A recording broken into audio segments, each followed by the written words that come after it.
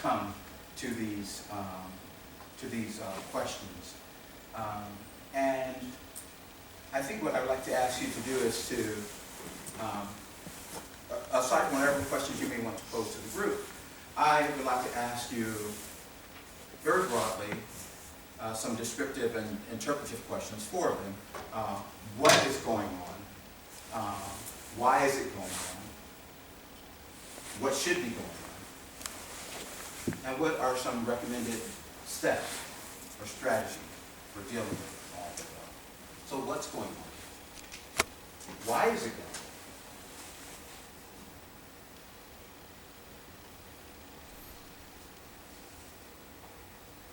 What is going on? Why is it going on? What should be going on? And finally, what are some recommended next steps? You can talk directly about the film, the content, the context around the film, your own text-to-text connections, however you want to come at it. And I would ask you just to think about some of what we would call the rules of group process, just to make life a little bit easier for our communication, because after all, we're a large group and we have to manage ourselves. So if we can perhaps share these understandings, they're very basic. It's almost like the best, all the things I needed in life I learned in kindergarten. It's like, but just a reminder, if we can come together as a group, please. Let's all come together as a group, please. Thank you. So the guidelines to group process are that the whole group sits in a circle or an oval, we've approximated that. That everyone participates. Now participation has many levels, right? So it doesn't mean that you must speak, right? But we want to engage, right? Whether you're listening or processing, but we want everyone's participation, everyone's shared focus as a group. No one dominates, right? And all of this can be highly, engaging for all of us, and no one interrupts. So just try to manage that. These are our standard rules of group process that I've used in a million workshops. Speak loudly and clearly to the whole group. Especially, you may be far away, and you might have to be theatrical and project your voice. Okay? And remember that the conversation involves the whole group. It is not a debate between 2 or 3 people. And also, at the same time, please try not to have sidebars. Because it's very easy to get very excited. Oh, this reminds me of what we read, but no one else is engaged in that. So try not to have sidebars, and at the same time, try not to interrupt. So that we can all benefit from your thoughts. We use this red herring, especially when I did this for high school students, that everyone shows respect. That's kind of a red herring, And then feel free to question. As I say, we're playing tennis with the nets down. There are no rules. Your own questions. And feel free to seek clarification. Feel free to ask someone to clarify if you need to. And then feel free to build on the conversation. Let's keep the text, though, in this case it's visual text, very much in mind. Okay? Is that all right? Are these okay agreements? Okay, excellent. So let's get started with those. Oh, and I'm so glad you did that thing. The other thing is that we're asking you not to raise hands. That no one raises hands, so that you have the benefit of reading the body language of one another. And this keeps everyone attentive too. And it really does work quite brilliantly. So just to remind you a few of the prompts. What is going on? Why is it going on? Places over there. What should be going on? And how might we respond? You don't have to answer to, you're being very egalitarian, but just place it on yours, not that it takes this. How might we respond, right? That's nice. And this doesn't mean you have to answer these prompts. I've just placed them for everyone's edification, okay? All right, so feel free, anyone jump in and start. I'll be a fly on the wall. And we'll have this conversation for about 20, 25 minutes. I believe that for everyone, your experiences or values created a lens in which you initially saw the movie. And so in my experience as an African American male, the depiction of the bad guy, although he's justifiably the bad guy, there was no balance. And then it became a distraction to the very human story of how somebody would feel if their child was kidnapped. I found myself thinking that how is this anti-Semitic? In my limited experience, the Semitic family appeared to me to be Northern African. And so I didn't initially see that as a Jewish family. Right? And so then I kind of saw it as violence on Africans on another group of Africans. So some of the dialogue helped in the movie that helped me process, okay, this Jewish person was targeted because he was a Jew, perhaps based on the assumption that he would have some money. And so I guess from my African American male experience, the kidnapper, the Django guy, I felt that it's in a form they were promoting or understanding of Semitic culture, that in that case it may have relied on the stereotype of another culture. And so this vulgar African who's not in control of his emotion is a very narrow depiction. Now, it was my first time ever hearing of the story and being familiar with it. So just on the images that I saw, and coming from an environment where African American males or black males are depicted in narrow terms, it initially made me feel like, okay, these narrow depictions exist worldwide. And it became, I had to work through that barrier for the humanity in the story. If I may jump into it, sometimes I have a feeling that destroying certain type of debates, so I would probably poison the bride during the wedding night, but for me, honestly speaking, and we discussed it with in our small Central European circle, I had a bad feeling that this film was not so much about anti-Semitism as I expected. It was definitely about anti-Semitic stereotypes, exactly what you said, that the guy was picked up by these bad guys precisely because he was Jewish. It was definitely about non-sensitivity of police towards certain issues. Honestly speaking, from the position of Czech, Slovak, or Polish experience, I would love to see such a nice working police in some countries. I mean, they were not sensitive, but still they were, hardworking, although very.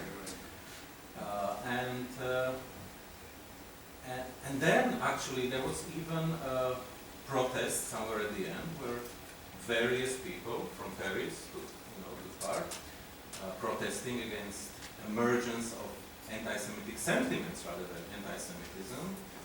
So I wonder whether this was really about anti-Semitism. I know that I'm devil's advocate here, but I would be really curious about your opinion. I think we're not supposed to raise our hands. I think I had a little problem initially pinpointing that it was anti-Semitism until it hit me that who am I to define anti-Semitism? If the son was picked up because he was Jewish and they thought all Jews have money, that's anti-Semitism all the way. It doesn't have to be genocidal libel against Jews to be anti-Semitism. No doubt. So I think, and I had to think about that before I decided that yes, this was about anti-Semitism. First I thought it was some rogue people who wanted money, and hey, we heard Jews have money, let's kidnap the Jew. But it's still anti-Semitism, no matter how we cut it, that's anti-Semitism. Sure, prayer, Muslim prayer. Oh, it's more notion of Muslim crime associated with the Muslims or Islamists. Prayer and primarily some details, but not more. But nevertheless, it's clear one side is Islamist. question. Struck me as, I don't, that's not how I interpreted it. I see. Yeah, but I mean, there's some details very obvious. No, it is an anti-Semitic event. It is exactly as you described. There's anti-Semitic attitudes. Whether they're anti-Semites, the other anti-Semites, we can debate, that's another. But the use of the use of the radio is intended to intimidate. It's not intended to spread jihadistic ideas. It's intended to intimidate. Just like putting a noose on a college campus is intended to intimidate black students, or putting a swastika is intended to intimidate. But that doesn't necessarily mean that the person doing it even fully understands the implications of what they're doing. That's not an excuse. That's just in terms of the film. So I think part of the problem is this film a persuasive film outside of France? Because in France, everything is understandable. I was saying to David before that there are lots of reasons I can't use the film, but one of them, in the U.S. context, to read the word big black barbarian has a particular context. You can't erase it. You can't explain it. But in French, it was intended to be a description. And we know it's intended to be a description, not that they're not racist French, but we know it's a description because the barbarians as a group was understood to be a group of people from the banlieue made up of delinquents, psychopaths, sociopaths. And some were North African and some were Eastern European. And, you know, just about every bad movie, the bad gangsters are all those Eastern European, African, North Africans. this I think is so. a biographical movie. It's based on a true story. If they had changed Fufana and made him a white man or an Asian man, that would be historically inaccurate. Well, that's what I'm So, saying, that yeah, it works I mean, for it France wouldn't- and the that would have made it a details. fictional movie. So I think it was, I was relatively accurate from what I learned of the events themselves and and when I saw the movie, it matched up pretty well. I would have liked to have seen a little bit more of Fufana's background to understand just how much Islam played in. I mean, there were a lot of loose ends, I agree, but if we were to start changing the profiles of the people in the movie, then we're getting into Hollywood type Yeah, movies. but I don't think that that's the suggestion. That's what I say, it works for France. There's a piece of this thing that really upsets me, I think, beyond those issues. I don't disagree with it. And that is that, I guess the chief of police versus the guys just below him. It was obviously a distinction. The chief of police did not, under any circumstances, want to label something that was obvious to, at least to us, certainly, and I knew about the case before, that was clearly anti-Semitism. And his second or third in command said, or the person on the case said, it is. And he said, no, it isn't. I don't want it. Don't do it. It's criminal.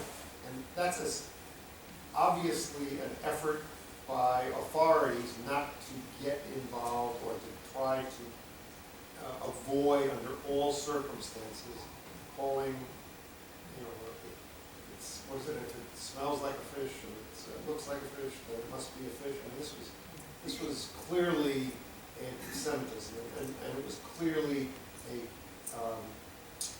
based on the religion. The same way he would not have acted, I believe, I'm wrong, I don't know if it's that well, had the victim been an African, or if it had been a gay person. I think in that situation they would have been much more quick to label it what it was as a racial crime or a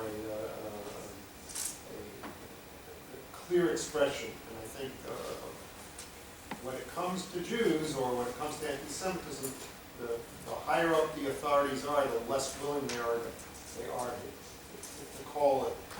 And I found there was a strength in the younger officer who wanted to do the right thing. And yet, he's not going to disregard or disobey his superior. He was pretty upset. Aren't we kind of making an assumption, though, that if they didn't draw our conclusion that somehow or another they made a mistake? You're talking about people who were in law enforcement, and you're talking about a conclusion that is antithetical to gathering the evidence and material in order to prosecute or investigate a case.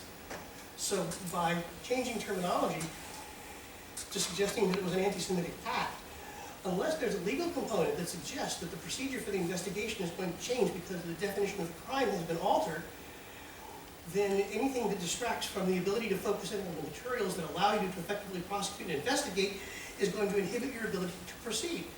So it could very easily be that the police simply said, we can't engage in that kind of exchange because it doesn't contribute to the investigation. It doesn't get us one step closer to saving this person. It's a sociological analysis, not a legal one. I don't want to respond to that. I think that anti-Semitism or all the political aspects in these movies are secondary. So the main purpose was to create a thriller, and this was anti-Semitism, racism is not so. Of course, this movie is made up of many cliches. Of course, there is a bad black guy, etc., but it's secondary. All these political anti-Semitic aspects are secondary. It's like I think it was in the 50s. People made use of Holocaust material to create pornography magazines. So they make use of this story of Ilan Halimi, but I didn't get the impression that the purpose or that this movie really managed to convey the political aspects, the anti-Semitic aspects of this story. I have a question for Dr. So I wonder as academics, maybe we're just putting too much weight on something that can't bear it. I have a friend who I think makes movies for the same Menashe because he does it. I don't watch his movies very much, but in my experience, he spends all his time trying to raise money. That's what you do if you want to make a movie here. You're preoccupied with money. Yes. And movies are designed to make money. That's what you need to do. Otherwise, you can't be a movie maker. Yes, you can be independent. Well, here's what I was thinking of it though, it's like this why there once was a time when academics held movies in contempt, and it took a lot of work to stop having people show contempt for popular culture. But then so much of that effort is made that we forget that popular culture is only that, and it can't show many things. Like I saw two other what I thought were good movies on the Holocaust, one, The Pianist and Son of Saul, and in both of them, the violence was highly stylized. It wasn't real violence. It was like when the wounds of the man in the movie, they weren't real wounds, etc. And the real question is, shouldn't we or not the real question, but a question I was thinking probably from it is, maybe academics should be asking people not to pay close attention to movies. That movies are what they are. They are movies, and that we have to steer them more to reading books and to thinking really about what violence is really like, and movies just can't show that. I disagree. So I agree with what with your description of this movie, right? But some of my favorite movie makers just had no money. They died poor. Just think about Tarkovsky, so it's or Parajanov, right? So yes, this is a this is a thriller and not the best thriller I saw in my life. And it makes use of this event to make it entertaining. But that's kind of not fair to Alexander. I disagree with this opinion because I think that it was a great idea of educators in the fans to take a real story and to talk in the voice of the cinema to the fans public. So it was a recognizable fact, it was a recognizable story, and the story which had continuation. So now the understanding of the relationship and so on. So I think that it's now a great idea to talk about the problems in the absolutely new way, which is impressible for the young generation and it's impressible for the middle generation. So I think that it's not only the make of money, it's not only the such kind of game in the cinematography, but it's in reality to have some steps in the education, and it's move on in education. So it's the best things in this movie. Just one comment about the movie, which is particular. It was not a movie aimed at making money. This was a movie actually that was supported by the Foundation for the Memorial of the Shoah, which is a foundation that got all of the money that was left over after the Shoah from the murdered Jews. And it promotes cultural things, and now it's working around fighting anti-Semitism. So I don't really think that that was the main motive. The other thing is, in terms of the accuracy, if you think it was exaggerated, point out specific moments in the movie that you think were not accurate and that don't parallel with the real life story. I was living in France at the time. I followed the story very closely.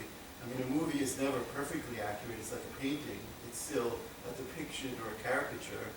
There might have been points that were exaggerated for a dramatic extent, but I thought there were some loose ends, but ultimately they did a pretty good job of following the timeline and depicting. I mean, they actually used the real, imagine they used in this movie the actual people who experienced this event. Elan Halimi's mother played herself in the movie. Okay. That's very unique. But I want maybe Yeah, she to was, yes. No, this is an actress. Okay, I thought she actually played, She looked like a mother, like the real. Everybody looks Cross like out the the real last people if design. you go to the newspaper images. But I think that I'm sorry to interrupt, just to underline two things, because I think it keeps getting lost in this discussion. One is, this is a French movie for a French audience. It is exactly what is in the newspaper. I stopped, the first time I watched it, I had to stop to look up, because I couldn't believe that there was this black person. Well, there was, and so was everybody else, and the psychologist is a real jackass, excuse my French. So that is true, but again, it's not, is this accurate or not, could it be better, that's not the point. The point is, what can those who are not French get from this film? We're here not just to talk about politics, but to talk about what do we do in a classroom? How do we educate people? That's one. And the second, just to put it in, because we need it as a perspective, Alexander Arcadi is a specific filmmaker, and he makes films which draw on Jewish experiences from the films that are not subtitled, like Le Grand Pardon, for those of you who know, those who have been in Israel, it was called, in Hebrew, it was called The Jewish Godfather, to his most recent, not successful film, on sort of autobiographical, on Jews in Algeria. His films don't work outside of France, except as curiosities. So I just think that we do need to remember that. I think, I didn't see all the movie, but I thought to compare it to another movie that I used to show in my classes, it's the Battle of Onagio. And this is a story also about Islamophobia and fascism and violence, but it's so much more subtle and much more artistic than this movie. This movie, I don't know, it's like, I don't know what is the added value to show it to students in class. If you see the movie, the Battle of Onagio, it's a specific event, yet it's universal. Everybody got some kind of, not this kind of movie like the story of Ilan Khalili, but other horrific movies that you can use as a text in your class, but not this kind. That's a masterpiece. Yeah. You're talking about a masterpiece. Yes. Right. That's the Mona Lisa. Yeah, but still, young Let's students let's remember the rules of group process. This is one thing as a facilitator, just occasionally jump up like a Jack in the Box, so just to remind people of the rules of group process. One person speaking at a time. Also remember that the whole group is present, so people have different personalities in terms of their ability to jump into the conversation. So now I'm going to ask you just to take it up a level in terms of being very much aware of those around you who may wish to contribute. Okay? And so let's just continue for like another 5 to 10 minutes. For me, I think it's a very good movie to show to the students, usually Chinese students, to teach them the anti-Semitism. So this movie, from that perspective, I think it's anti-Semitic events here in the movie because of the 3 sentences in the movie I remember. First, Ilan was chosen because Jewish. Second, Jewish is rich. The third, even the family is people, the Jewish community will pay the money. So every semester when I meet face-to-face with over 100 students on my class, I always ask them one question. When people mention the Jews, what's the first word came to your mind? Guess what? Rich. Second, talented. Third, Karl Marx. Nose. So rich is the very important phrase. Karl Marx. Karl Marx. So I always tell my students, rich, not all the Jewish people is rich. Rich is also a stereotype to all Jewish people. So I think this movie for me is very useful to showing on the class to teach them about this question. And I just wonder, at the end of the movie, the police didn't acknowledge this event is anti-Semitic. I have a question. When the mother told the police, mentioned that her son was chosen because his Jewish identity, was the police realized at that moment? If they realized at that moment, will there be different in the when they dealing with the case? That's my question. Just wonder this. They didn't acknowledge, but do they know when the mother told them her son was chosen because of Jewish identity? At that moment, the police realized that. What do you say?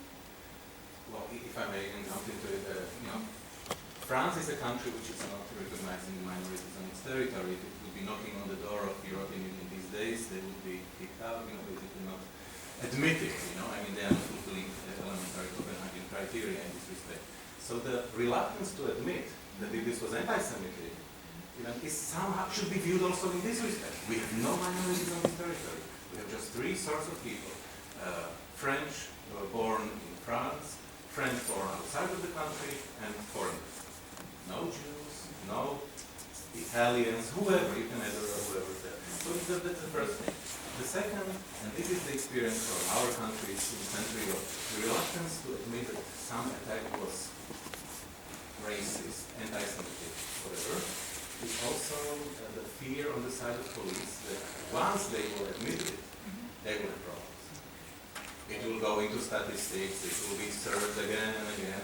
So they are trying to convince all involved people that this was not really racist. So even if there is in Slovakia somebody screaming on a Roma person, you stinky gypsy, they are trying to put it into some artificial context and convince people, this is not racist because we are of the same race. We are of the Indo-European race, Roma and we Slovaks. So this is definitely not racist. And you are staring at it like, okay, so when it's not popular, they are stinky gypsies, and when suddenly, it becomes dangerous, we are one race. So hey, so again, that's another topic. But you raised a good point. Because for me, and I'm thinking about my students, to show this, and again, let me be provocative. I saw, of course, the anti-Semitism there very clearly. But to show it to my students, they would say something like this. Okay, this is really worrying.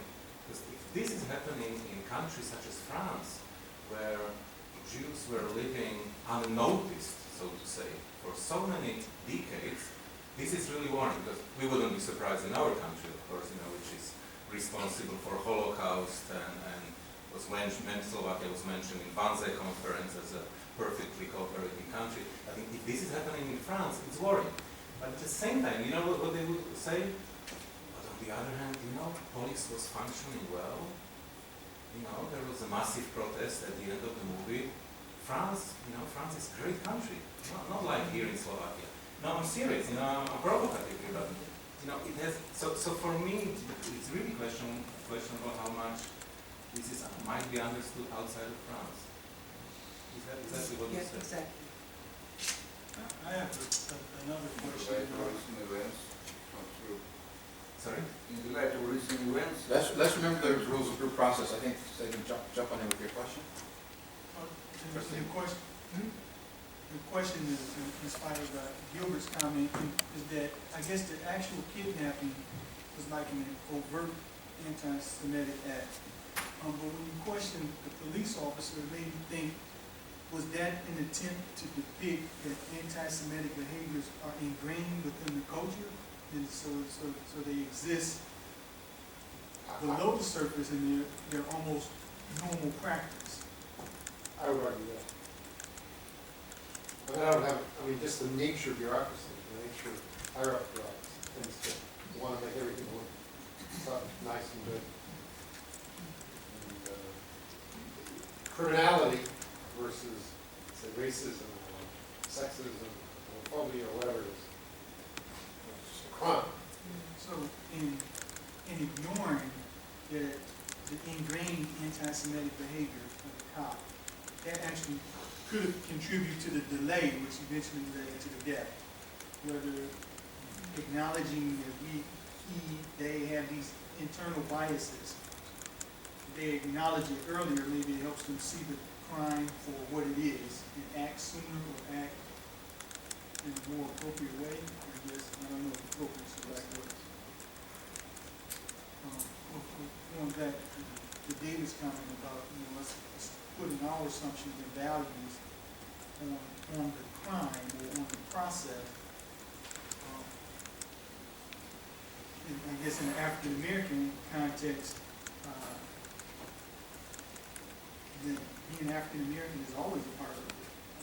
And so, that, as this experience is, a new learning process for me is that they would attempt to be even-handed. That it's just a new phenomenon.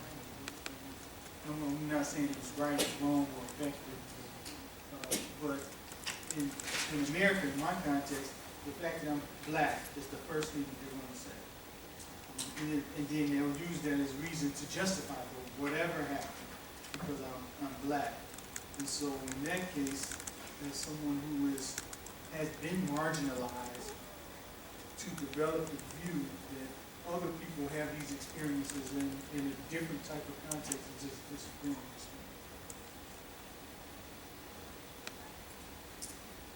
It's kind of different. That's interesting because we're in a context in which we're specifically addressing anti-Semitism, period. We could be in a different context in which we're discussing marginalized people. And I don't remember the name, I'm sorry, of there's a film by a Chinese director who made a lot of films and became well known, and then he made this controversial film that was released to the West. And one of the scenes is the murder of a Chinese, he's not Han, he's from a different group. And I'll think of the name, if you don't think of the name, I'll think of it after we're over and I'll write it down. But there are several films that have been made about people who are marginalized in their countries, and they are killed or harassed, and nobody admits to the fact that it is a crime, that it is a racist crime. And this week, I don't have the name, but this last week, there's not only been the slaughtering of the priest in Catholic Church, but there's a black person who was killed in police custody in France.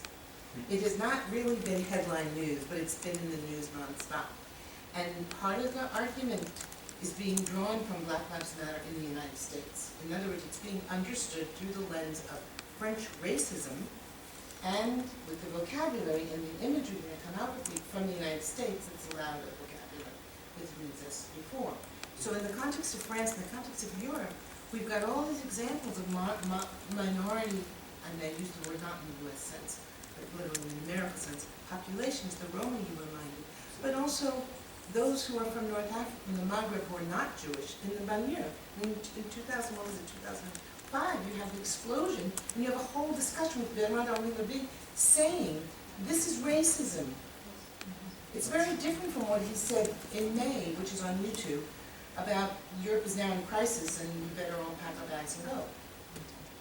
But so there's so many complex issues that are raised that are not the film but that are evoked by the film in a particular context of discussions of racism. Just jump in. Don't raise your hand, just jump in. Yeah, okay.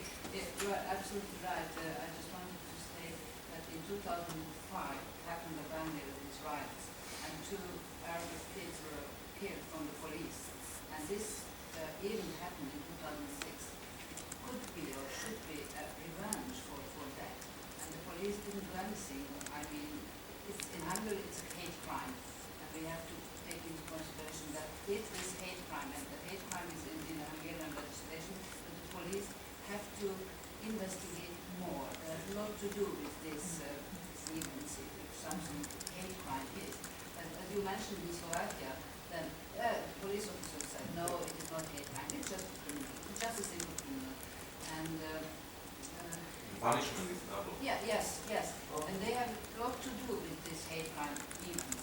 And that's why they don't want to do that, especially against the Roma people.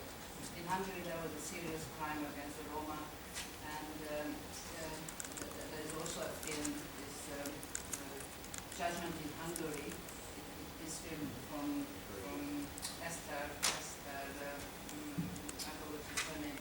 This film won a lot of awards everywhere in Europe and also in the US. So it's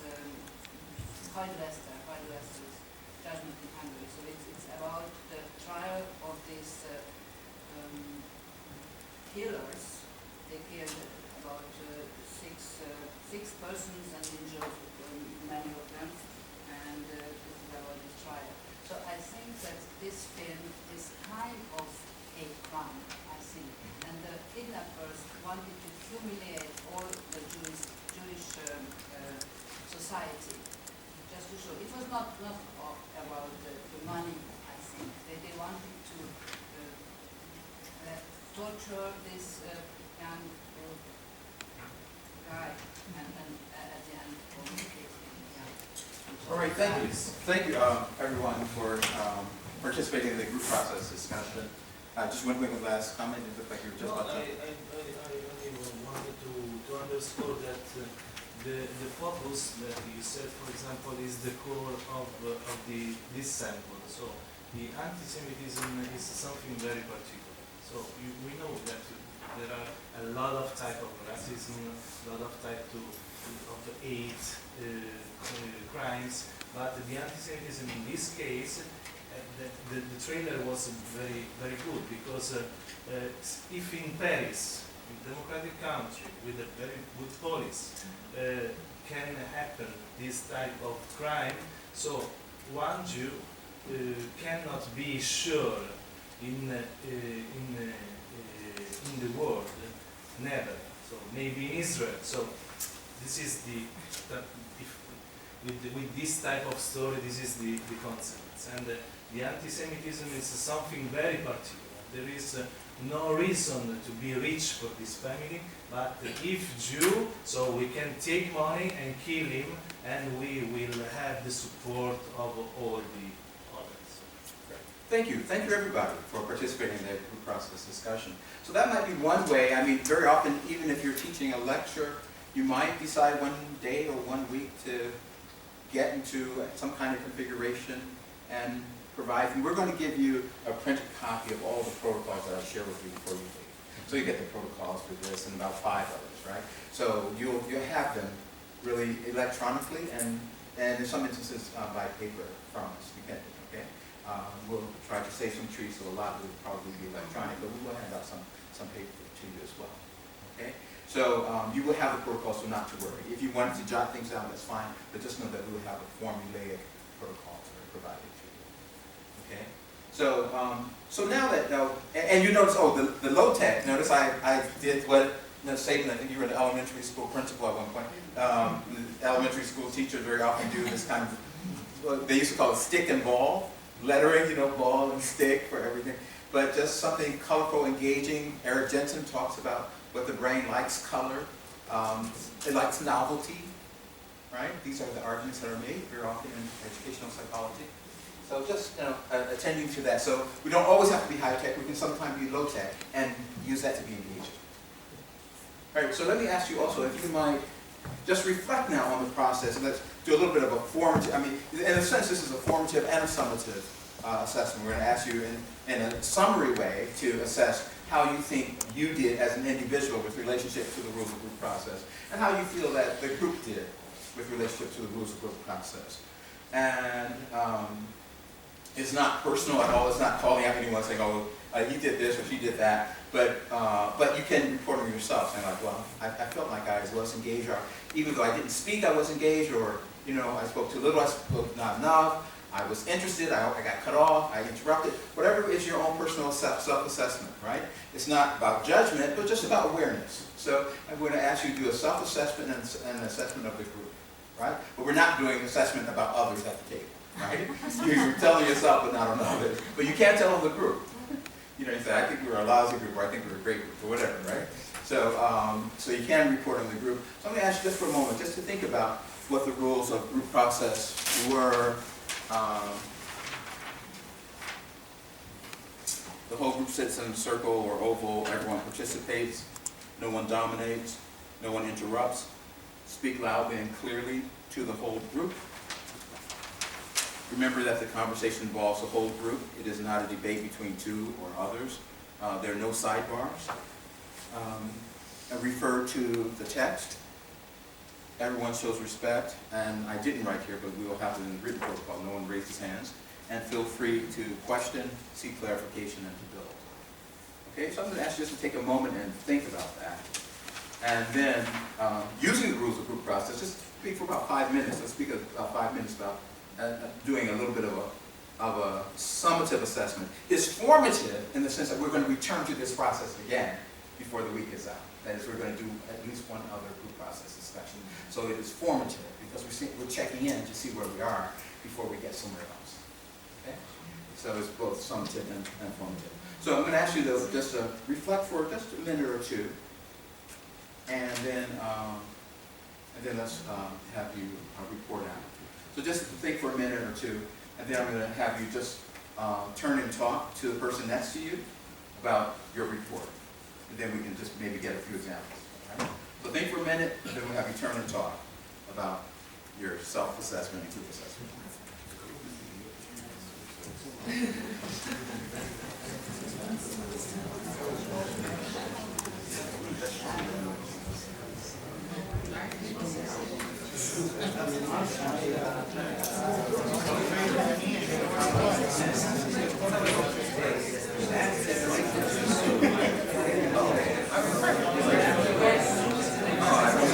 I wish it had worked.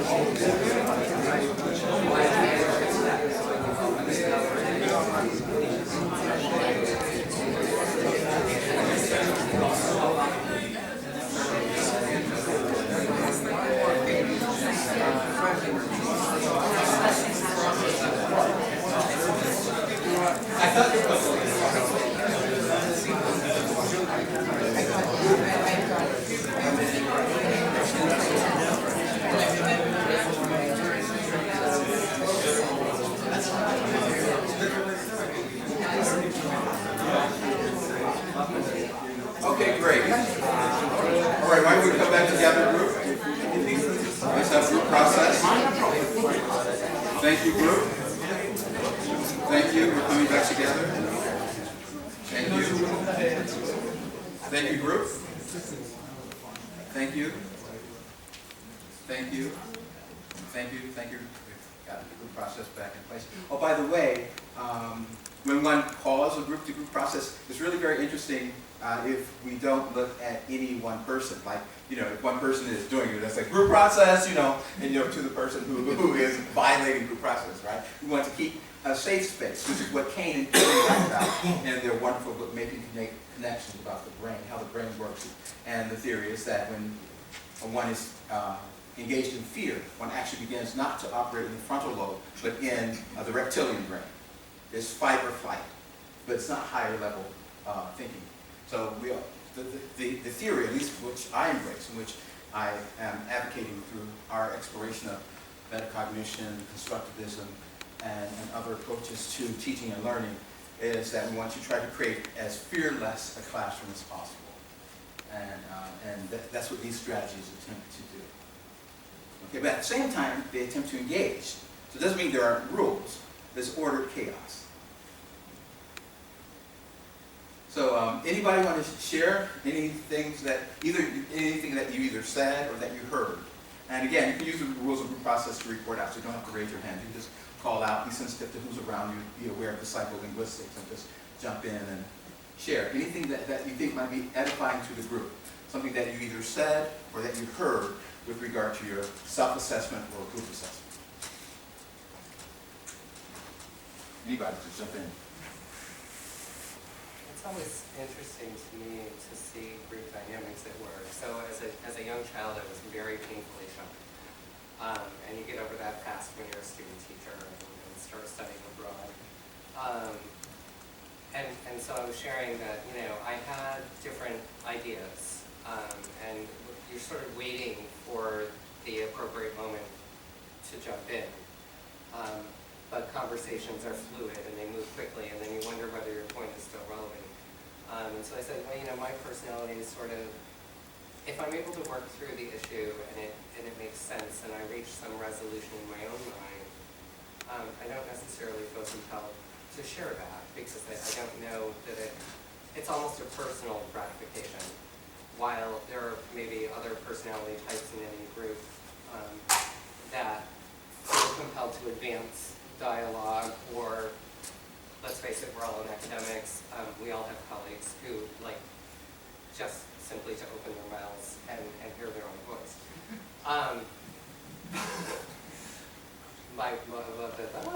The point, I sort of lost my train of thought. Well, you were talking about being shy.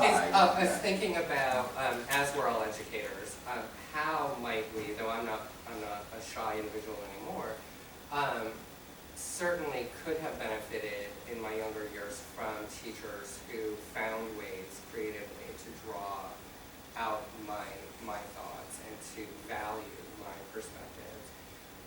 And so, those of us who were quiet,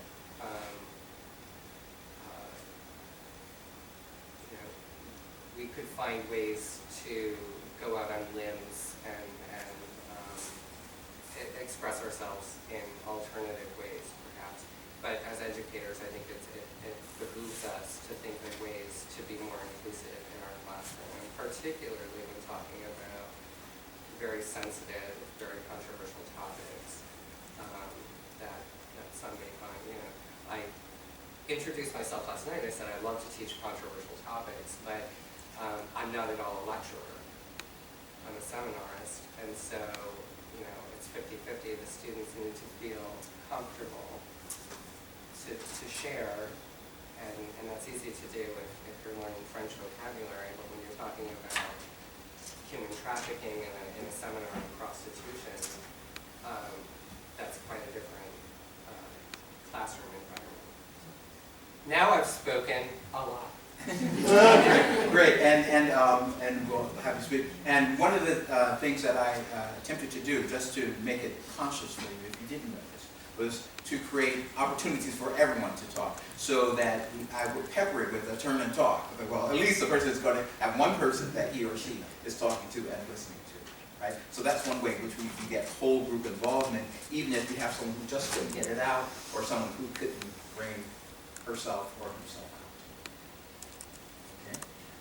I thought the process, although excellent, left those who don't know how to jump in at the right moment out.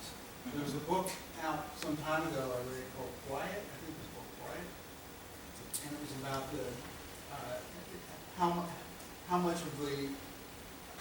how the world is missing out on people who are quiet. And they're not being engaged or invited to the table as easily. so I attended this, it was at the Department of Education in Washington, was participating in rewriting the Higher Education Act of 1962. And we sat at a table like this, and everyone had their name like this, and if you wanted to speak, you did this. And there was a moderator who would keep track of who put their card up first. And that way everyone had a chance to talk. Yeah, yes, and well, of course, and that sounds wonderful. And it can be one of many strategies, right? A couple of things I would like to add, though, would be that we are also, with students, helping to push them out of their comfort zone, and we're skill building. So it's sometimes in life, I mean, the person's not going to be standing next to you when you have to, say something to the clerk or the attendant at the airport when your flight is about to leave, which was my situation. I had to say, hey, my flight's about to leave, I'm sorry, but, right? So being able to use that energy and knowing to develop that life skill to do that assertiveness is also important. I understand, and you're 100% correct. Being a student and living in a dorm, I put myself in the student mode, so I'm living my life. And this is one of but this is one of very many strategies, and this is great. I mean, actually I could guide you through literally 100 different literacy strategies. We're only going to touch on 5, but but yeah, there's someone else who's going to share, or an alternative vision. This is obviously one model where it appears that everybody has a few words they can contribute. And unfortunately for me, that creates a lot of incoherent ideas that are floating about, and they're never given a chance to mature. So the counter model that I also find works is when you have a couple of very astute students who hold diametrically opposed positions, and the rest of the crowd gets to watch the fight. But what they learn is the debate process, and so long as it's done in a civil manner, and so long as both sides understand the nature of the debate, and with time, that kind of active, almost unfettered, with restraint of course, engagement will spark even the quiet students, first to reflection, and then down the road, you'll get them to realize that it's okay to have an opinion. And they will begin to look at let's call it the morality of their peers, is a little bit more of a model. And I find that works too. But it's over the long haul. It can never be just a single classroom setting. It's got to be a whole semester long. And then obviously, not just completely unfettered. It's just interesting. I don't want to keep commenting on it. I think were you going to make a comment? Or? No? Yes, I thought you had before you were. I didn't know about that, but I can say something. No, what always amazed me in such a kind of event that because I'm from Prague, I'm applying this right on being on Central Europe, and it's very funny to observe the point that people from West, what we consider West, are much more open to communicate, much more sharing. And more east you go, more people are closed and they are afraid to even raise any question. This is just like a European experience, I don't know. And if you notice who didn't talk here, it was me. It was we're going to report on yourself. You're going to report on yourself, not others. It's very interesting. Also, Sharon. It's not true because Czechia is raised there. Yeah, eastwards. But along these, are you finished? Yes.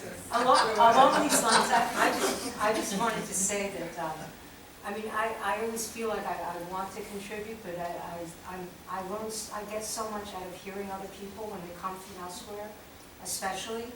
And I wanted to say, I won't point to anyone in particular because it's a few people, but one person in particular, I thought was incredibly generous, the sharing of personal experience. And I just wanted to say thank you. Yeah. Now you point out also something which is very helpful to us, which is, multiple intelligences, that, some people are more auditory learners, some are more visual, some are more bodily kinesthetic, So, you know, my wife has always been a varsity athlete, stuff like that. You know, I struggled through sports and I got there, but she was a varsity athlete. So, you know, I might bump into things around the house or still be a little bit clumsy. And there's a wonderful quote she uses, which I would just plant with you. She will laugh with me and say things like, well, you know, the axe forgets, but the tree remembers. The axe forgets, but the tree remembers. Like that has so many applications. So I'll just leave that wonderful quote with you and see what you think about that. The axe forgets, but the tree remembers. But I'd like to add something to Marcela, that I wanted to say something, but there is so many people talking. But for me, this is also one more barrier, and this is the language, because if you would like to say something precisely, and sometimes it happens that you miss a word, and if I talk in Polish, in my own language, I have no problems with with this. When I have to say something precisely in English, sometimes I stop, because I don't know if I can express what I think exactly in the way I wanted to say it. So this is also the problem in the digitized method. I'm so glad you mentioned that, because one of the things that comes out of these kinds of processes, and we kind of know this having gone through higher ed, but it's worth reminding ourselves, I think, is that one's language changes with the immersion. It's like being a fish swimming in the water. You hear this phrase that someone else says, oh, that's a beautiful phrase. I'll phrase things that way. Or that's a new word. Oh, that's a great word. That's a great phrase. And so we very often borrow from one another. And so there's that language development, those connections, which will then help also in language development and vocabulary development. Yes, of course, but when you talk in your own language or listen or something like that, you are less concentrated than when you listen other language. So you have to concentrate much more on understanding and talking, and so it is a bigger effort, I think. I feel it too. I feel that there's this kind of feeling that English is the right way to speak academically, because we all read English mostly, you know, and we feel a little bit behind, because I think everybody will speak American. That's right. That's what I was talking about, but yeah, I know. Well, it's lingua franca for, I guess, for the Summer Institute. Yeah, but, some, you know, native speakers. I think we have. But even within the United States, I've been places in the United States where I didn't understand what was being said. Right. Most people from the United States have experienced that. Well, thank you. So, and then how do you think, just one or two people, how do you think the group did as a whole in terms of the dynamic? I thought it was remarkable. Yeah. Yeah. I think you made a great job. Oh, thank you. You guys are great. No, it's great. You know, it's really wonderful. And it's, you know, it's hard. And I'm sure you can appreciate this. It's very hard being the facilitator, because you really so want to jump in. And but if you do jump in, it becomes more didactic, or it can, and it can seem more like there's the authority of the teacher speaking, and then that person has the superior or more powerful voice. Whereas here we aim for something egalitarian. So the person who's guiding it really facilitates and steps out and lets the process flow. It only pops in as a referee. I just throw something back. I'm curious to hear what you said. When I used to teach an intro to politics course, and I still do when I teach the American government survey course, but I don't teach it that often, I did the Socratic method, which is a different technique, obviously, totally, but the dynamics that it creates in class, especially early in a semester, is incredibly intense. But the results are phenomenal in, I would say, 85% of the cases. And I only learned that by watching the teachers who had the biggest impression on me. And I don't do it, except I don't do it in advanced classes, but I do it specifically in a class. Yeah, the Socratic method is. But it requires a different, it's not the mastery that you bring with us, but it's a different. It's a more active guide. It's a more active guide, right? It's a tense environment, but it works. Yes. That was one of the favorite parts I had about my undergraduate experience at Columbia. They were very big on that, on their core curriculum was Socratic. And, I felt like STEAM, so you know, CC, Lit, Hum, R, Hum, all that. You feel like STEAM is coming out of your ears because it's so wonderful. Yeah, great. He wanted to say something. Yes. I don't know your name, so. Greg. No, I was just gonna say, before everybody started feeling all good about themselves. And I thought what you were gonna say about quiet was, I actually felt, I thought the process was great, it worked much better than I thought it was gonna work. I thought everyone was sort of cynic out. But they didn't, but at the same time, I thought what you were gonna say about quiet was that, if at certain points you don't need to jump right in, even though you're gonna say something, and there were moments of quiet, because it felt like people were jumping at the same time. And it could be me, and I'm surprised no one said it, so maybe it is just me, but it seemed that at least, maybe it's an understatement that the men were jumping in much less hesitantly than the women. It could have just been me observing it incorrectly. But yeah, just maybe waiting to see if anyone else is wanting to speak and sort of, maybe it's the wrong word, but sort of a self-censorship, saying, okay, I've already spoken, so I'm not going to necessarily jump in after waiting one turn, I'm going to two, but I'm going to let everybody out. And maybe the quiet thing would be, okay, quiet, this would probably, maybe it would happen in grade school, the quiet, and let someone who hasn't actually spoken thus far break the quiet. And there's nothing wrong with quiet. Sometimes the quiet can last, you can have that kind of, that pause that lasts for a long time, and it's really beautiful. And the challenge for the facilitator is not to jump in, but rather to let it carry through. Because people are processing.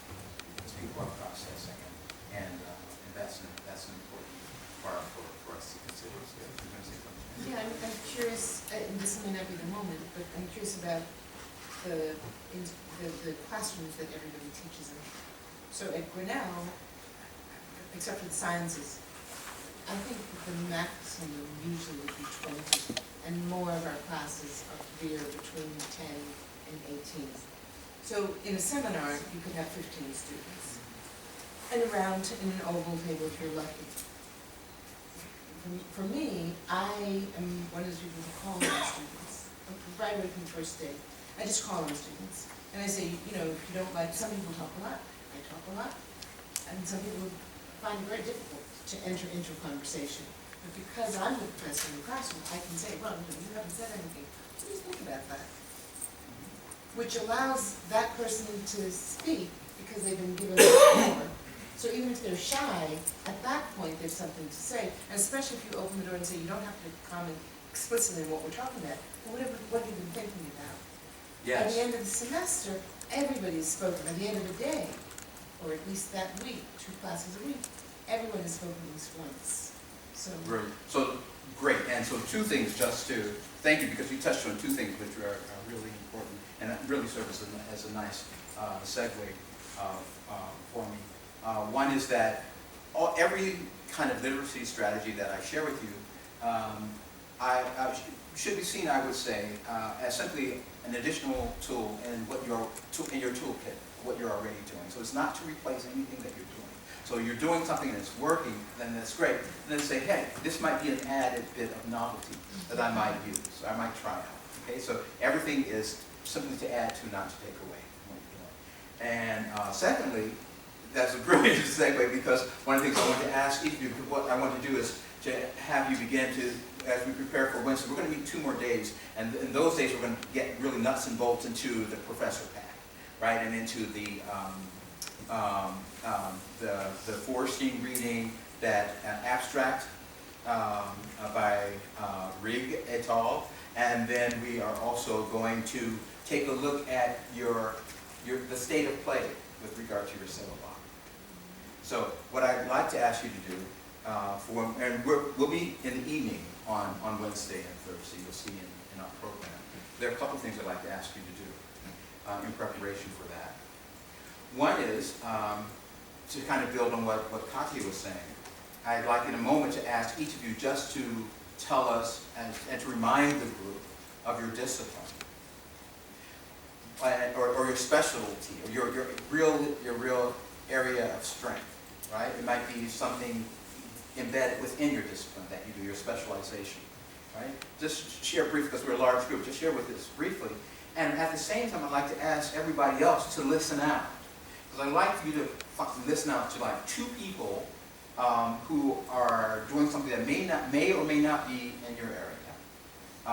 And you would, and I would like to ask you to think about that being, those being 2 people that you'd like to try to pair up with. Because I'd like to have you like in groups of 3 for looking at your syllabi and thinking together and sharing. So kind of listen, if you will, with regard to a discipline or such that might be engaging for you. And then we'll just, it will be a little messy because some people may be going in one direction or the other, but at least listen out for a few people that you think, gee, it might be good to pair up with such a person to help make my specific course even stronger as I think about an interdisciplinary or cross-disciplinary approach to my subject, which would have as a common through line contemporary global anti-Semitism.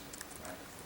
So, so why don't we, since you mentioned that, Katya, why don't we just start with you and just come and wrap right around to, what is your name? David. David? I'll say and wrap up with David, okay? So if you just announce what your discipline or specialization is, what you're, especially thinking in terms of the syllabus that you've been creating. And that you might even say what the title of your syllabus is, or at least the subject. And then listen out, and let's have you, before we leave, group up in 3s, because we're going to roll up our sleeves with the professor pack. If you have it printed out already, great. If not, please try to get it printed out for Wednesday. Okay? All right. I think you might be able to print out in the college, but if not, if you have your copying machine, so we'll find some ways to work out, and we'll see what we can do. Okay? So let's start. I already said I'm at the liberal arts college, so I'm in culture.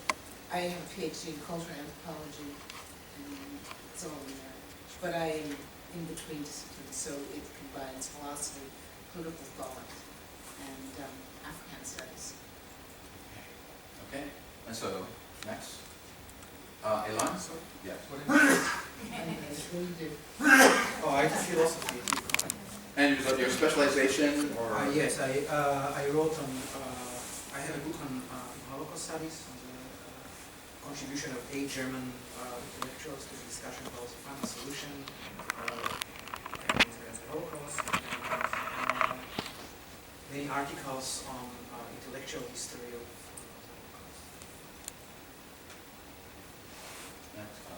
King? And I live in contemporary. A little louder, please, if you can. And I live in history series, especially in contemporary British history series. And I teach the students contemporary work history, and so the anti-Semitism is part of my teaching in the classroom, and so I compare to studying the Great. I'm a PhD in philosophy, and my major is anti-Semitism, Holocaust, and I do a lot of work on medieval anti-Semitism. Recently, I researched on the image of the Jewish people in the medieval Christian art caricature.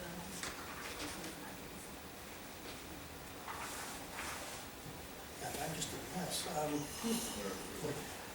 I do modern Europe, but I guess I would say the stuff I've been looking at more recently deals with the legal parameters of an occupied country and the challenges that go with war crimes, prosecution in various countries, legal contexts, and the like.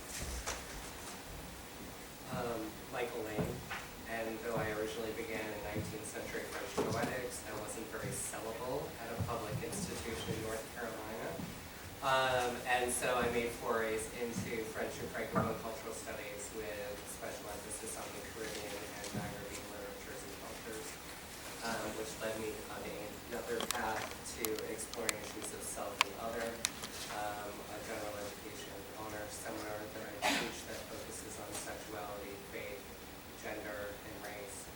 And of course, that I'm developing here takes that a little bit further then, so it'll be a junior level service learning course that promotes community partnerships to get students out, to treat altruism and philanthropy as life habits. What can they do to better the communities in which they live? So it'll be a course on anti-Semitism as an overarching theme, but getting them out to commit to a cause in which they can commit and contribute through their final collegiate years.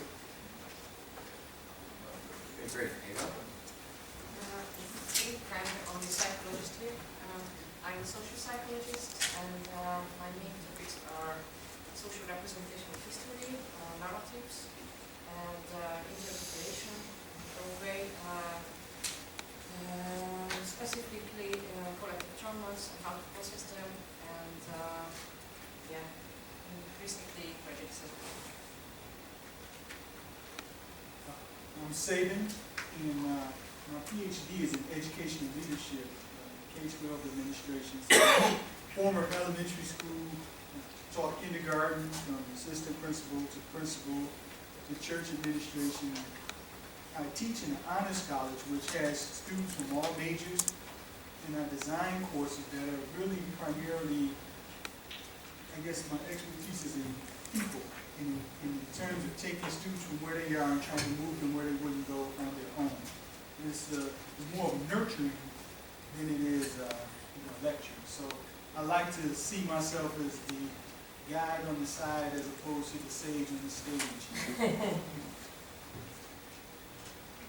I'm a student, and the area of interest is right because I am focusing on the Jewish history in the Lithuania, especially in the Learn Better Lithuania, so it means till the end of the 18th century.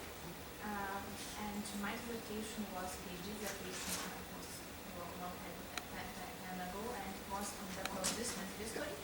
And I researched that in the anti-Judaism, the stereotyping, the different myths and resolution of the conflicts in the society.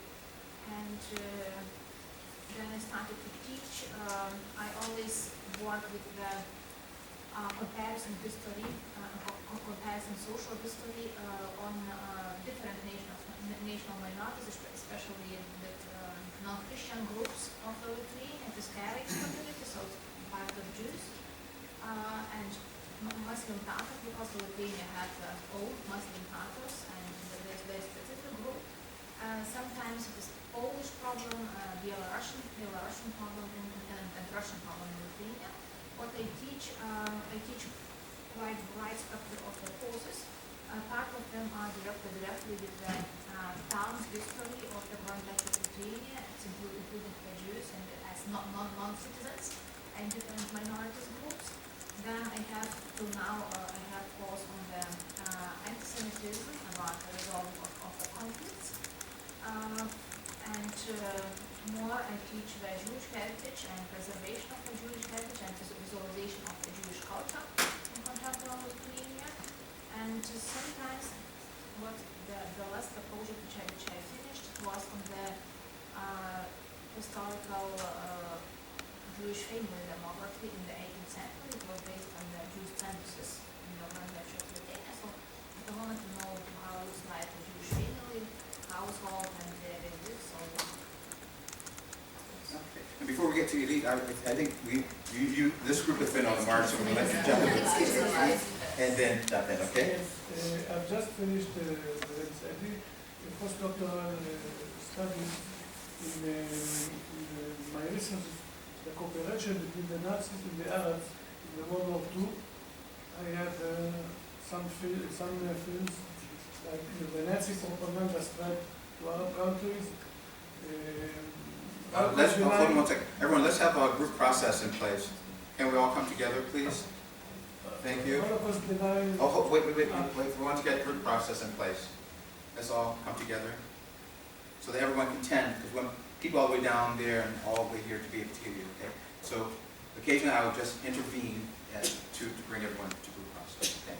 Great. So as I said, my fields of research are the Nazi Arabic cooperation during the World War II, the Nazi propaganda in the Arab world, the Mufti of Jerusalem, Amin Husseini, his war with the Arab, with the Jewish population in the Arab countries, and Holocaust denial in the Arab world. That's it. My field is comparative literature. I focus on German Jewish thought and culture, and the course I'm working on here is called The Jew's Metaphor, which looks at representations of Jews and Jewishness in 19th, 20th century works of fiction, film, and philosophy. My main subject is history, especially the history of the Hungarian police in the 19th and 20th century, and also the Gendarmerie, the special police corps in Hungary and in Europe. After that, after finishing the university on that subject, I studied sociology, and nowadays, as I mentioned yesterday, we have a quite new research, quite new science. This is the police science, and I teach at this university, at Faculty of Law Enforcement, at BA, MA, and PhD level. And inside the police science, we have two subjects, or two topics. It's one of them is the hate crimes, crime prevention, and fight against crime, and the other one is the mediation, conflict resolution, and restorative justice.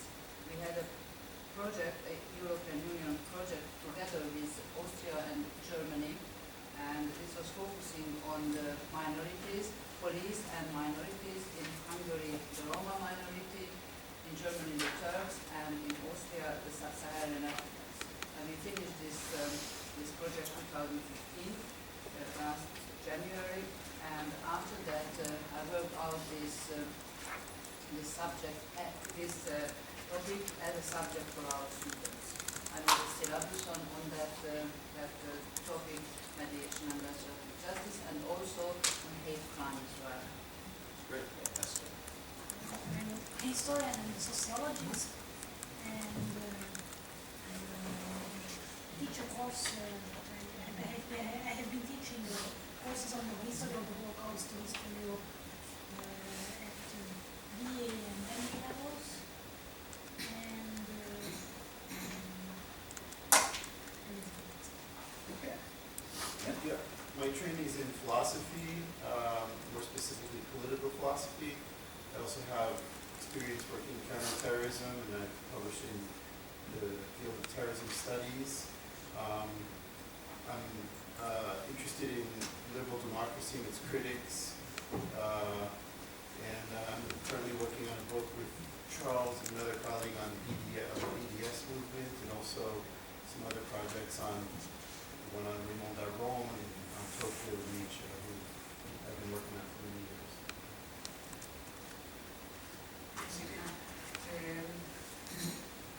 My field of research is African Islam, contemporary Islam in Africa, and conflict resolution.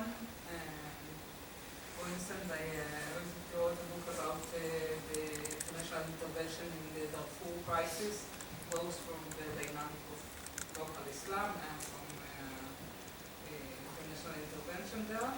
And the topic that I want to deal with here is about African discourse and perception on the Holocaust from different places in the continent, such as South Africa, Rwanda, Sudan, and Nigeria.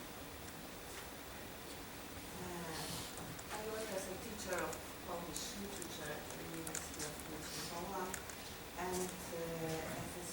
my research, I used mostly journalism and literature. And I wrote 2 books, and the first one was devoted to anti-Semitic attitudes, prejudices visible in the nationalistic Polish press before the Second War.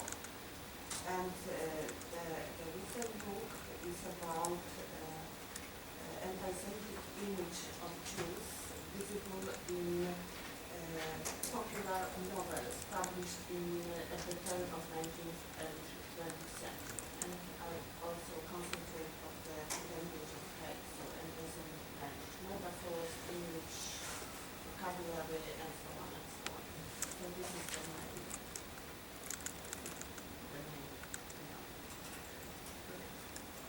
My PhD is in political science, public law, and public administration. I spent the first half of my career writing in Supreme Court voting behavior, U.S. Supreme Court voting behavior. And then I was hired by a school, by a public administration department in my university. So I've leaned in that direction for 15 years now and teach primarily public law and administration, public policy and administration.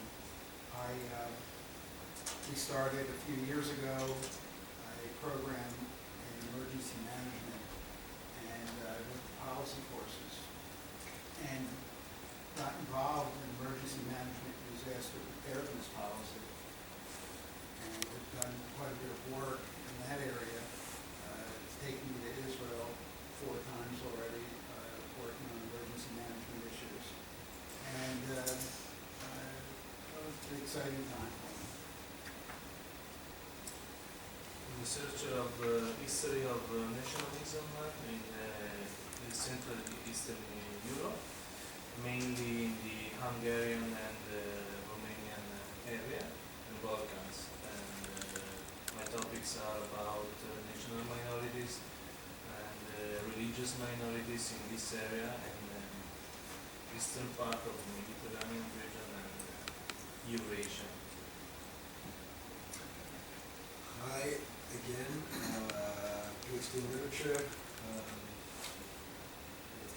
Chilean author, moved to Colombia, became a Colombianist, working on nation and nationalism, discourse, ideology, and I guess the course that I'm trying to develop, I think, is about anti-Semitism as a form or a manifestation of mimetic desire,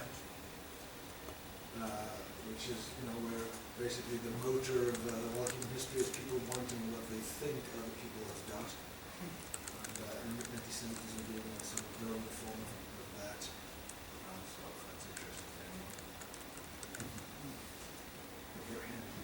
Okay, so my background is in sociology. Speaking about the type of sociology, nobody was actually mentioning these internal discussions in the field. I'm somehow balancing between engaged sociology, although I'm not so much fascinated by Gura or himself, and so to say, interventional sociology. So very often I'm somehow in between sociology and public policy.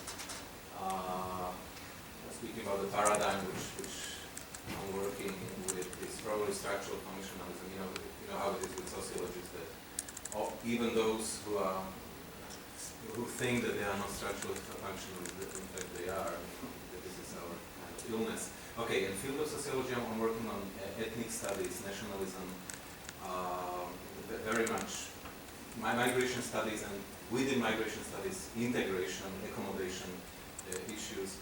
In the past, I've been working a lot on so-called Roma issues, and also on anti-Semitism as a phenomenon in countries practically without Jews these days. And I was writing a lot about anti-Semitism as a way of getting rid of liberal political elite from the political scene. The utilization and usage and abuse, actually how anti-Semitism was abused on the way to get rid of open and liberal society from our countries, and some cases actually successfully. And just not to talk for a very long time, I somehow, thanks to Roma issues, anti-Semitism, ethnic studies of various types, I ended up with writing about social cohesion of modern societies. So I'm somehow continuing ideas of such thinkers as Rainer Bauhoff, so developing his idea about a racist paradox and basically arguing that without structural changes of Central European societies, inclusion of others is illusionary. Simply they have nowhere to integrate to. The core part of society is ethnicized, and actually they cannot penetrate into the core part of society. And I'm developing it based on mostly Roma, but of course of other groups, minority groups. If you know what I'm talking about with racist paradox, racist paradox is the basically description of approach of our societies towards minorities, those who are different, basically asking minorities to get integrated, and when they are doing it, majority is actually, which is based on tribal, blood-based identities that feel actually very much threatened by the process and is increasing demands. So it's a never-ending story. So those people actually have no chances to get integrated, and actually we can see it in Central Europe these days as far as Roma the population is concerned, but of course we saw it in Germany in 20s and 30s with Jews. German Jews were the most integrated, most identified with German culture, German nation.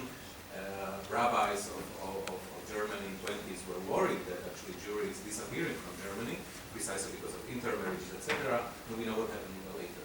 Precisely that led to the borders between us and them, in the case of Germany, were actually disappearing, and that, in the eyes of German nationalists, was threatening the blood-based identity of Germans. And in fact, Germany is... I'm going to ask you to...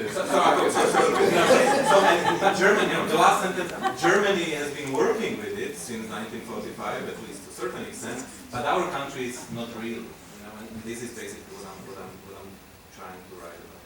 Okay, so let me just give you a heads up as we wrap up. So I'm going to ask everyone again for a group process as we go through the others. The last few people, don't feel like you have to rush, but just be mindful of time, okay? I'm sorry. Okay? No. Let's all come together. Nobody wants to work with you. Okay, let's make sure that everyone is focused together. Can we all come together for group process, please? Group process. I wrote my dissertation on Germany and Poland in the age of Goethe, but that was a long time ago and I was young. And now I live in China, and I teach general courses on almost anything that non-Chinese people do. So from the Chinese western border in Tajikistan all the way around to San Francisco, I would teach it, and it's important for me then to talk about anti-Semitism to a Chinese audience. And one idea occurred to me: maybe it would be a great thing if all of us together, we each had 15 minutes, only 15 minutes, and we stood up and said, "This is how I understand anti-Semitism, and this is the role it plays in world history." What 15 you finish for the next one. And it leads to a pedagogical question, because my class is only for Chinese students. They only take my class. And many will not have heard of Jews, and maybe not know. And one of the reasons they say all Jews are rich or all Jews are smart is because they don't know anything about them at all. It's important then to decide what you want to teach about it. And I have one teaching program that I'd like to talk to other people about. To me, anti-Semitism is important as a minority experience. It's about being a minority. And this is complicated in China too, because the Chinese word that they use for themselves to describe the majority of people, Han, is how you say Chinese. It's also a word that you can use just to describe a human. So human and majority are basically one thing, and it's hard to understand minority in that context, even if you are one. And also as teacher, the word for teacher in Chinese is literally old master. That's not a Hollywood cliche. So they want you to tell them what a minority experience means. And so this is my goal, to make a class that explains Jewish experience, minority experience, conveys it with authority, yet cultivates the kind of discussion we want. I am my PhD in cultural anthropology. I was focused on impact of Orthodox Judaism on Israeli women. At the time, it's one of my field of interest, Israel studies. And I'm teaching a course first time this year about that. And another field of interest is antisemitism. I've taught courses on contemporary antisemitism in the Czech society within a European framework. And now I'm finishing my postdoctoral project dealing with twisted perspective. And it is like how is it perceived by the members of the Czech Jewish communities, not about the manifestations of antisemitism by itself, but about the perception. So hope I will have some fascinating results. Okay. Thanks. I have a PhD in political science. I started off doing work on pressure group influence on foreign policy decision making. I then gradually moved off to doing more work on the nature and behavior of Jews as influencing decision making. Subsequently, I started talking and writing about matters related to the nature of how decision makers are influenced first by the Holocaust, were influenced by the Holocaust, are influenced, and specifically those making foreign policy, and subsequently also looking at issues involving the nature of anti-Semitism as a variable that influences decision makers or doesn't. How foreign service officers and people involved in decision making are affected or not affected by those issues. That all led eventually to my getting involved in an anti-Semitism program that was being created at my university. And for a complicated set of internal university issues, I ended up, and because I had a certain amount of expertise just going in, I was asked if I would get involved in anti-Semitism teaching as part of a master's program which we had on Holocaust and genocide studies. That led to my teaching a course in the history of anti-Semitism after getting some time off to do all the reading I'd never done, although I knew the material, I just hadn't done reading. And so what happened is that helped me sort of get another element of focus. And I've done a lot of work in that area, less so on contemporary anti-Semitism, although I've done a considerable amount of reading that I've not taught in that area specifically, and that's really where I'm going to be heading. The other thing I do is my major teaching is in the area of U.S. decision making. It's major U.S. institutions and the nature of how decisions are made. I teach advanced senior seminar in decision making in American politics. And I also do a lot of political consulting work. I'm doing and publishing on contemporary American politics.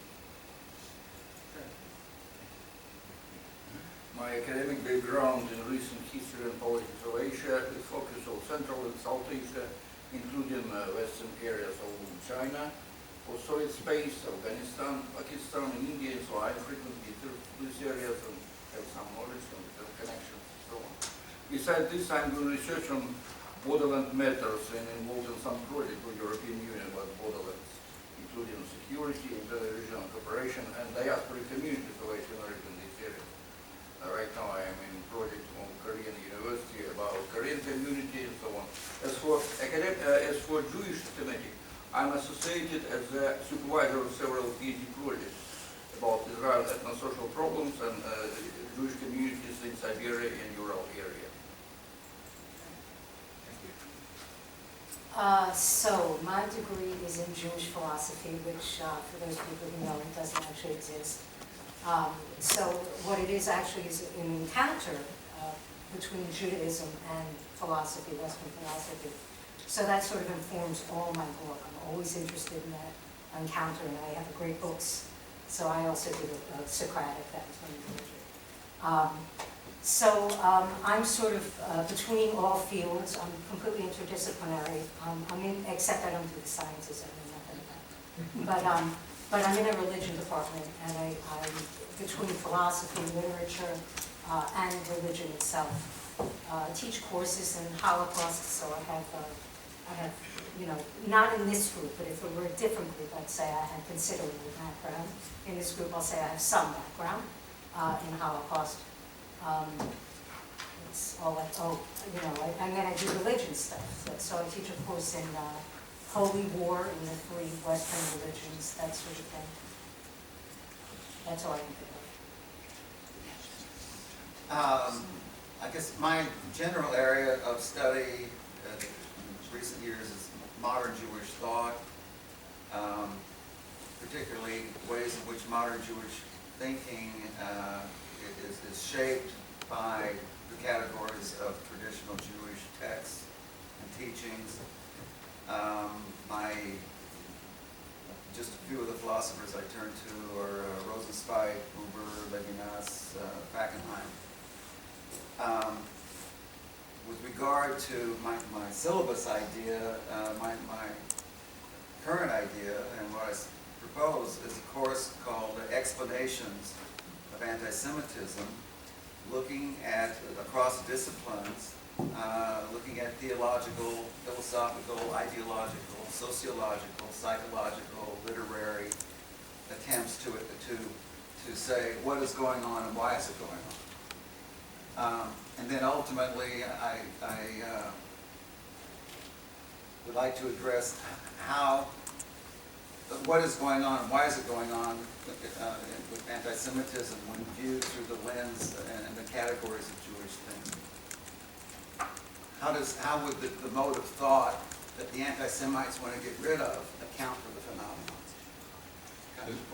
Great, and that last, and so just with 1 minute, and then I'll turn it over to Dr. Small. That is interesting you mentioned theology for the last piece, because these 4 frameworks come specifically from, there's a text called Practical Theology by someone named Richard Osmer, and he uses this format for people just to think about what is going on in the world, and what is the moral thing that ought to be going on with relationship to these problems, right? So that's his prescription. That's interesting that you made that connection. Okay. Just as we prepare, so remember the last bit is that we're going to ask you, not necessarily now, but you can do it now or you can do it by morning. I'm going to ask you, I'm sorry, to group, I thought there were feet there. Just the chairs, okay. To pair up with, ideally, I would suggest 3, but I'm open to discussion if you want 2 or 4, but you don't want it to be too wieldy. And if you just find your team and maybe have a team leader who can at least just or first among equals who will just send me an email saying this is our team, or just have it written up here for us, okay? And so we'll have you can either do that tonight, or we can have you do it by tomorrow. If you want some time to meditate on it, that's fine too. But let's try to aim ideally for like 2 or 3. I would suggest maybe not more than 4 because you really want to be able to engage. But I'm open to discussion on that as well. Just by way of our next steps together, we will meet together on Wednesday night and Thursday night.